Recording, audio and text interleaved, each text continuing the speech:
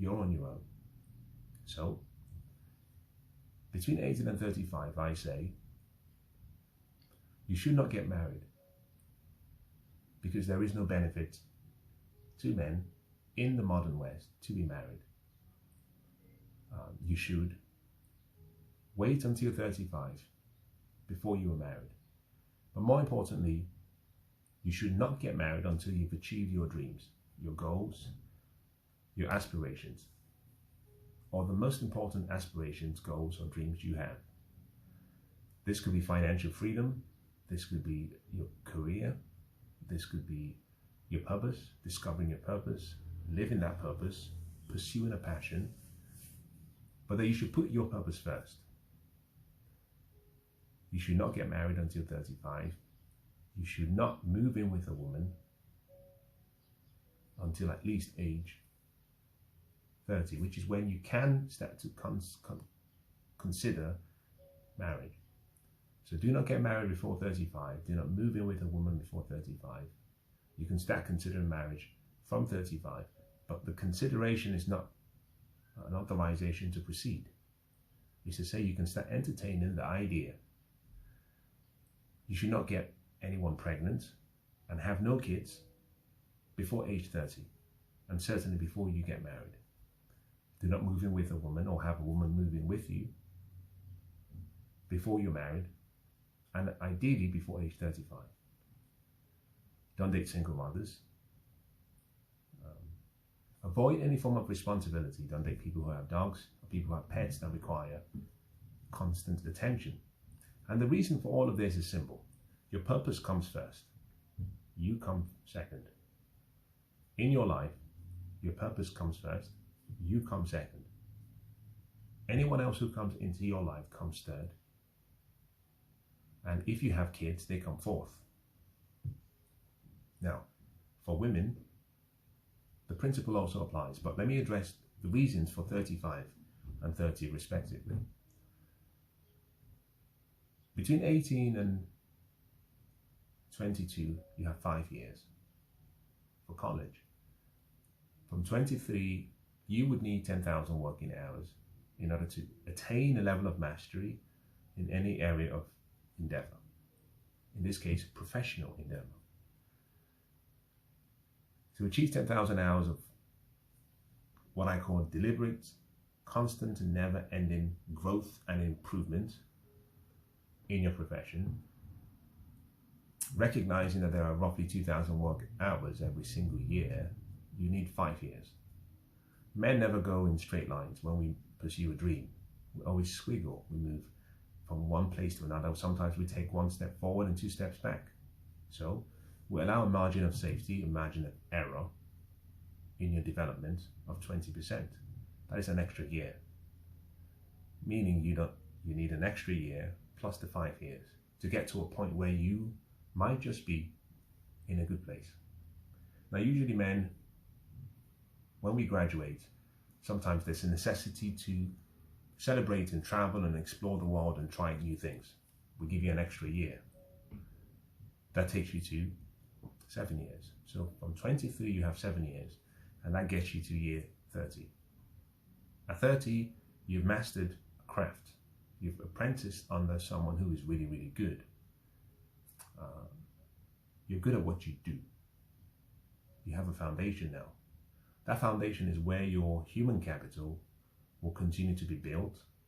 That human capital will be converted to financial capital, and that will be converted to financial assets and real assets, stocks, bonds, property, and other alternative assets that you might wish or that you might want. That human capital foundation is important because that is something that compounds over time. The more skills you acquire, the more your earning ability increases. But at 30, you now have a safety net, a foundation. Now, I haven't talked about your purpose. The reason being, you have to prepare for your purpose. And often, the first part of your life should be your training ground, where you learn the skills needed, how to submit to another man, how to submit to a woman in a place of work, how to set goals, time management, how to use other people's money, resources, to create value.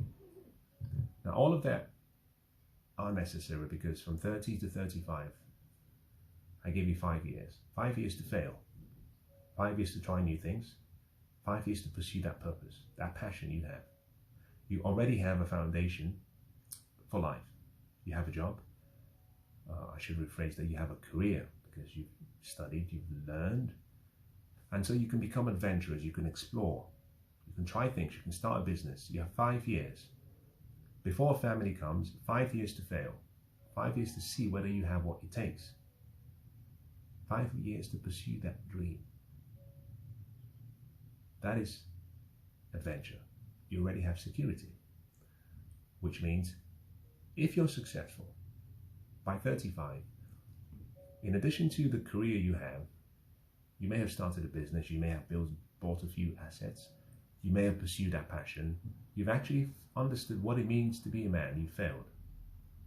You've understood how little you know as a man because you've thrown yourself into the deep end before the responsibility of fatherhood and family comes. From 30, now you can get married. However, you don't just get married by moving from the relationship marketplace to the dating marketplace. You need a transition period. Hence me saying you can start considering marriage from 30. As you're pursuing your dreams, you can start thinking about marriage.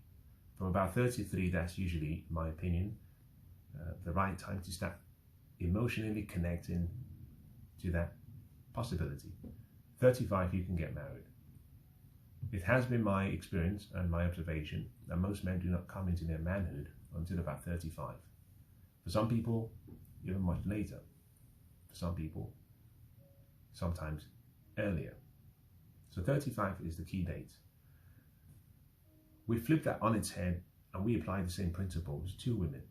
There is no benefit to a woman to get married in the modern West. There are incentives. There are some fail-safe provisions that ensure that if she gets married and should something go wrong, she's provided for. Men do not have that same fail-safe provision or the incentive. But for women, between 18 and 27, your purpose should be your number one priority. Your goals, your vision, your dream. Becoming the best version of yourself, your career. So, you have 18 to 22, like a man, to study, to get an education, to focus on your education and to become proficient in a skill. Academically proficient in a skill. Between 23 and 27, those are the years you have to throw yourself into whatever inspires you. In this case, referring to work. That 5 years is about 10,000 working hours, similar to the man, during which you're supposed to become really proficient at something. Achieve a dream, achieve a goal, achieve your purpose. Women are usually more mature than men. So I haven't given a woman the extra margin of safety of 20% because men are the ones who throw away their lives. We mature very, very slowly, very, very late. Women are more focused, and therefore they can achieve their professional dreams much faster than men if they stay focused. So between 23 and 27, 5 years, that is equivalent to 10,000 working hours. But this is 10,000 working hours of constant, never-ending improvement. So at 27, not only do you have a career, you've attained a level of mastery in your career, and you have something you can always fall back to. So for a woman, do not get married before age 28. Do not move in with a man before age 28. Do not be in a mono relationship with a man before age 28. You should be dating and have a few plates spinning. Do not have kids for any reason before age 28. Certainly you're not married before age 28, therefore you should not have kids before age 28. Do not date a single father before age 28. Men, unfortunately, are not as bad as women when we come to single parents, for the pure reason being men cannot conceive. And most of the time, the childbearing falls to the mother of the child. So a man can be a single father, but 90% or 95% of the time, the mother raises the child. So it's possible to meet a man who is a single father and he's free. The child lives with the mother. The reason I do not recommend women marry single fathers is simply because if you have delayed until 28 to make the major decisions of your life, the last thing I want you to do is raise someone else's bastards. Don't have motherhood thrust on you before you're ready. Don't let love cloud your eyes where you have to deal with the baggage, the irritations of another mother who continues to poison the child's perception of you and for whom you will never be the mother, because the real mother will always be there. And then you have this dilemma of having a home and having kids who do not respect your authority and position in that home. For that reason, I say defer all decisions until 28, because most of the time you haven't matured enough to make that decision. Avoid dating guys who have dogs, because suddenly you become a surrogate dog owner. 18 to 27, 95% of your time should be focused on your dreams, your goals, your career, your education, yourself. 5% on men. And that simply means you have no time for dating. The way women define dating, which is relationships.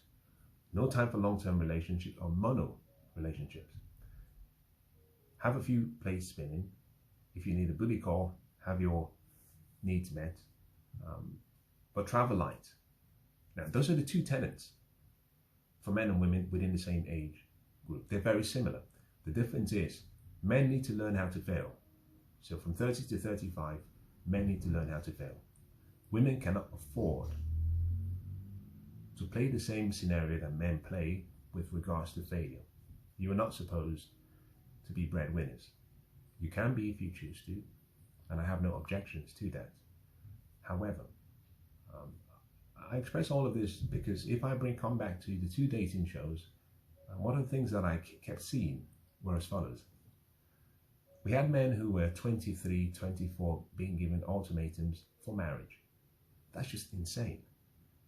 These were boys, these are little boys, had no concept of who they were not mature, had not come into their manhood. Just absolutely wrong. Similarly, you had women who were 23, 24, desperate for marriage. Again, absolutely wrong. Had achieved nothing, had nothing, but just wanted a family. No doubt you also had people who were much older, women who were in their 30s, 27, 28, men who were in their 30s, who had achieved their dreams. And it was almost like night and day. When you met a man who was 30, and you met a younger boy who was 24, you could tell that the level of maturity was very, very different, huge. So I provide these tenets simply as a way of giving you an alternative to what we hear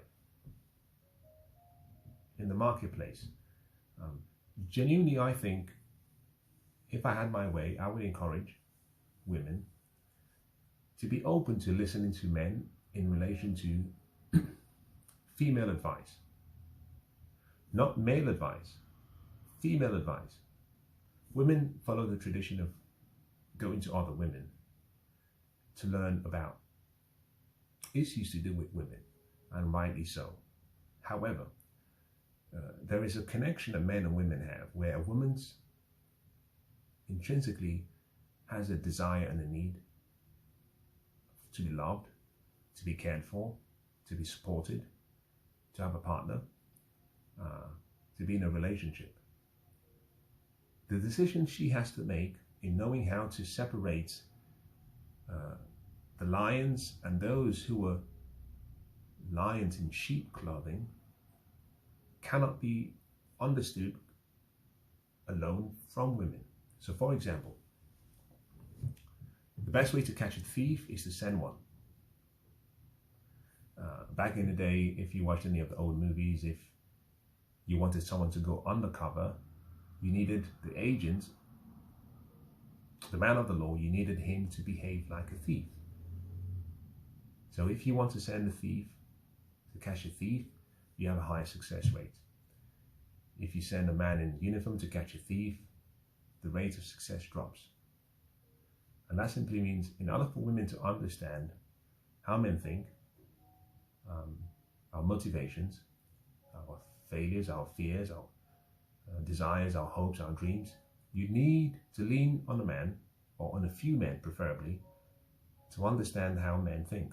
Now, I said some time ago, I was with some loved ones and some friends, and I made a statement to a friend's wife, and she took offense. It took her a while to understand what I meant, but she took offense. And the statement I made was this, that most women play with men.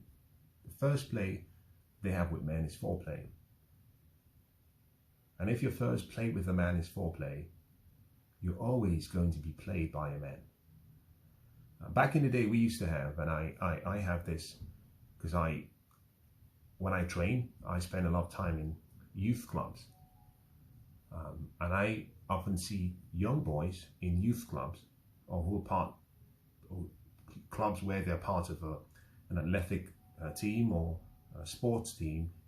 At a young age, the woman is placed with a man. She's around boys. She starts to learn how men think, our motivations, our subtle nuances, and how we communicate, what motivates the man from a young age.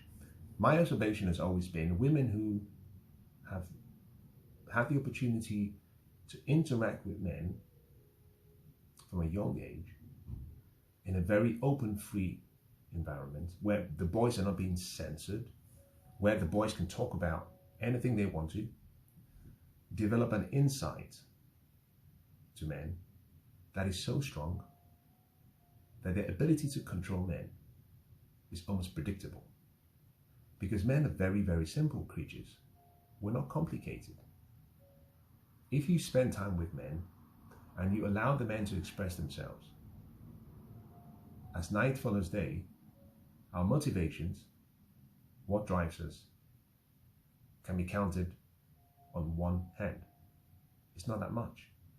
But if you also understand how we do the dance amongst men ourselves, it becomes very easy to get along with a man. So play is something we should start putting as a recommendation for young girls, but also for young boys, so that we can understand, both sexes can understand themselves. If your first play with a man is foreplay, you're in trouble. You're in a lot of trouble, because men will take advantage of you.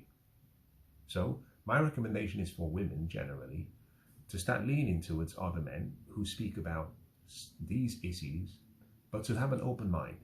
So rather than use pejoratives and name calling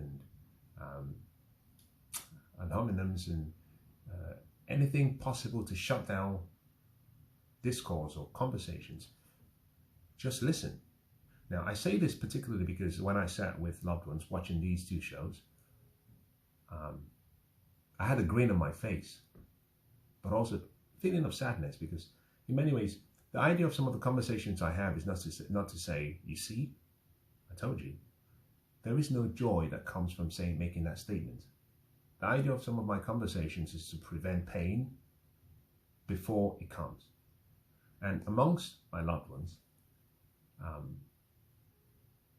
we have the conversation. where they said, now I understand what you've been saying. Because whilst this was a televised show, it was a reflection of where we are in society and how fathers have failed their sons and daughters in not teaching them properly about relationships, and how mothers have protected their daughters and softened their boys, so they have no comprehension on how life and relationships should work. Now let me close by saying something that I think I have said in an earlier session. There was one word, 2 separate shows, but there was one word I kept hearing. And there was one word that I almost never heard. The first was feel.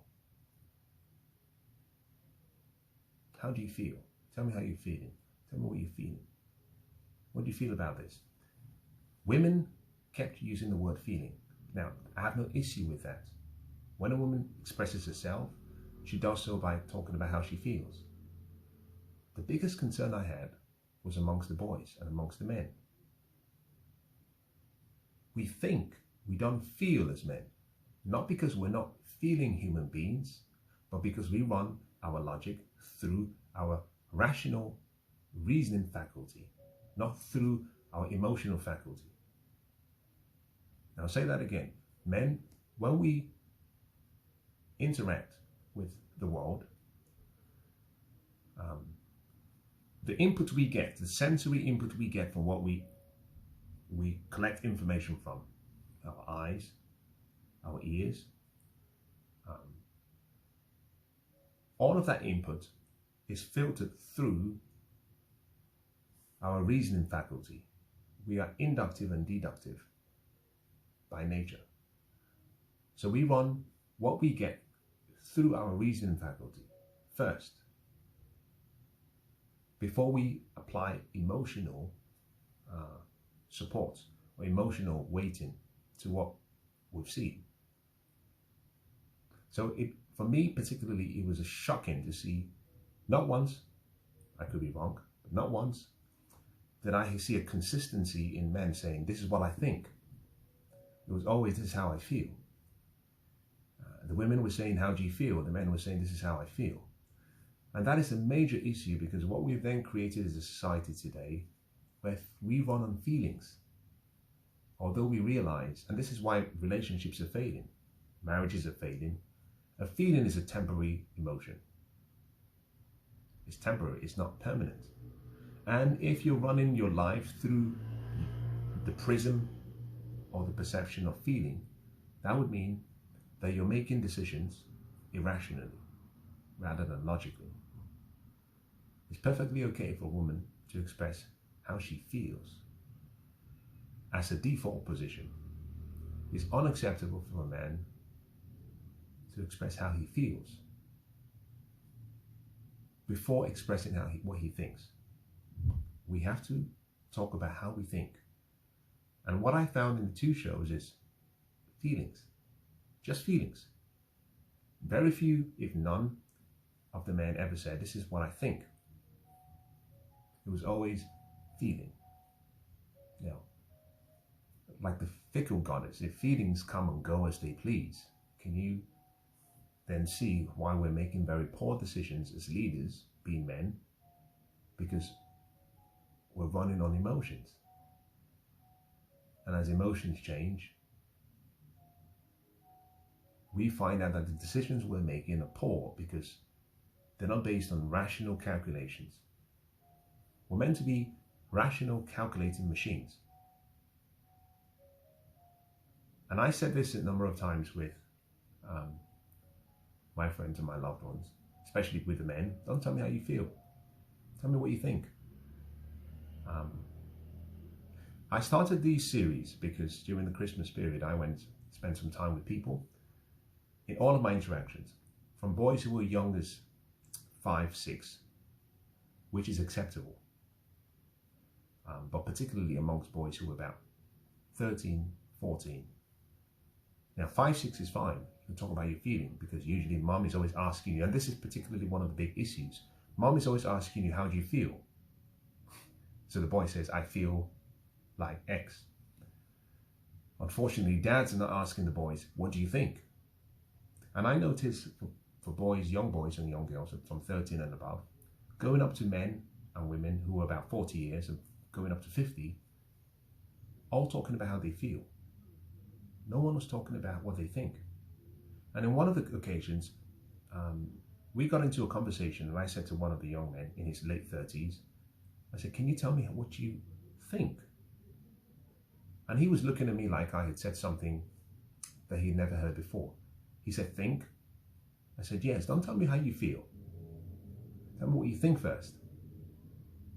Once you've told me what you think, then maybe we might come to how you feel. Because right now, your emotion is taking over your logic and you're getting emotionally aroused.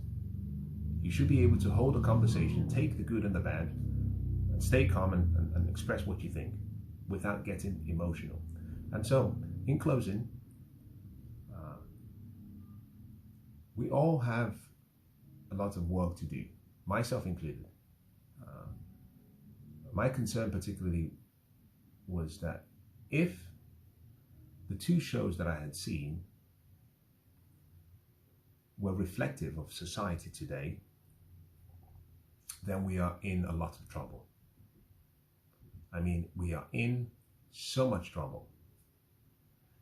On the other hand, if we assume that it's just entertainment, which I never believe entertainment is, because if you think about it, Netflix and streaming has become so important